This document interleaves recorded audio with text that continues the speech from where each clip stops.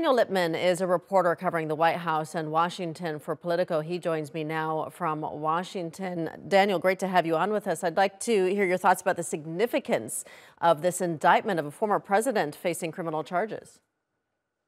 Yeah, this is very historic. This is the first time ever in American history that an American president has been indicted on a criminal charge. Usually they've kept their affairs in their personal and business lives much more clean than Donald Trump. And this could be the first of a number of different charges, since there's a grand jury in Georgia that is looking at whether he tried to distort democracy in terms of finding thousands of votes that were not there for him. And also the federal records case in terms of those documents he had at Mar-a-Lago, plus his role on January 6th. And so this could be the first of many nightmares in the criminal justice system for him. And, you know, it just depends on what a jury will do and whether a judge will keep this case alive, given that this is an untested legal theory in New York on this case. Daniel, I'm wondering what this means for Trump's supporters. Is this just going to further galvanize them? What could it potentially mean for his reelection campaign? Well, he's already been the #1 candidate for months since he declared. In some polls, he's been at 54%. And so those are sky high numbers. DeSantis has been in the mid-20s.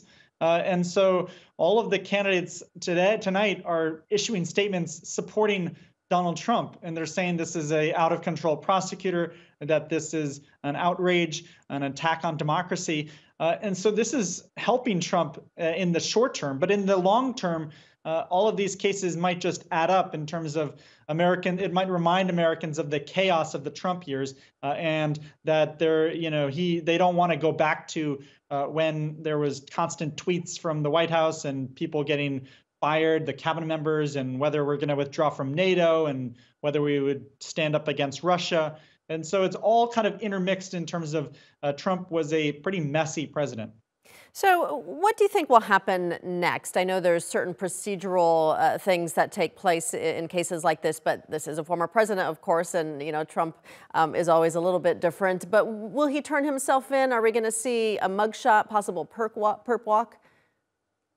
Yeah, he's not going to flee to Israel or Russia or Europe on holiday. He's not going to be like Napoleon, where he's in exile. But no, so he and his lawyers are negotiating the terms of his surrender. He is going to a Manhattan courthouse probably next week to turn himself in and get. I think we're going to see that mugshot, whether he smiles or not, and that's going to be on the front page of every American newspaper. And so I think these cases take a long time to work themselves through the court, and there's going to be a lot of motions on either side. And the star witness, Michael Cohen, is going to be under intense scrutiny. This was Trump's former fixer, and he is helping the prosecutors make this case about this payoff to Stormy Daniels, a porn star Trump had an affair with, and this happened right before the election in 2016, and they were trying to cover it up. And so they mislabeled it as legal expenses when it was a kind of just a bribe for her to keep her mouth shut. And so we're wondering whether that actually sticks up in court. All right, Daniel Lippman in Washington. Thank you, Daniel. Thank you.